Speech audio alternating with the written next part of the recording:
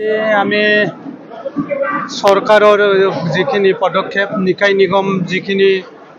সমষ্টি পৰ্যায়ৰ আছিল সেই সমষ্টি পৰ্যায়ৰ নিকায় নিগমবিলাক গঠন কৰি আনুষ্ঠানিকভাৱে আমি আমাৰ VCDC চেয়াৰমেন সদস্য TCLCC চেয়াৰমেন আৰু সদস্য টাউন কমিটিৰ চেয়াৰমেন আৰু সদস্য কমিশ্যনাৰ তেওঁলোকৰ নিযুক্তি পত্ৰ আমি আনুষ্ঠানিকভাৱে ইয়াত ৰাজহুৱাভাৱে কৰ্মীসকলৰ উপস্থিতিত আমি বিতৰণ কৰিছোঁ আৰু আমি আশা কৰিছোঁ ইতিমধ্যে মই তেওঁলোকক ৰিকুৱেষ্ট কৰিছোঁ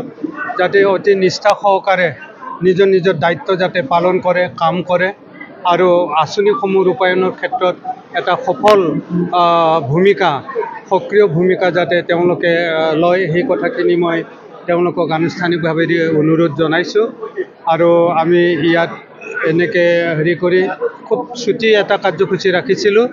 নিযুক্তি পত্ৰ বিতৰণ তাৰপিছতে আমি এনে প্ৰীতিভোজৰ আয়োজন কৰিছোঁ আৰু সকলোকে আমি আশা কৰিছোঁ যিখিনি বিষয় বা পোৱা নাই তেওঁলোকেও সহযোগিতা আগবঢ়াব বুলি মই খুব আশা কৰিছোঁ আৰু আমি যিমান পাৰোঁ উন্নয়নমূলক কাম কাজৰ যিখিনি আমাৰ চেলেঞ্জ আছে যিখিনি প্ৰত্যাহ্বান আছে এই 5টা বছৰৰ আমি কৰি যাব পাৰিম এনেকুৱা এটা আশা ৰাখিছোঁ। আপুনিও পৌৰপতি হ'লে গতিকে অৰুণাচল টাউনৰ উন্নয়নৰ ক্ষেত্ৰত কেনেকুৱা ধৰণৰ ভূমিকা পালন কৰিব? মই চেষ্টা চলাম গড়েশ্বৰ যিটো পৌৰসভা এই পৌৰসভাৰ যি 8টা ৱাৰ্ড ইয়াৰ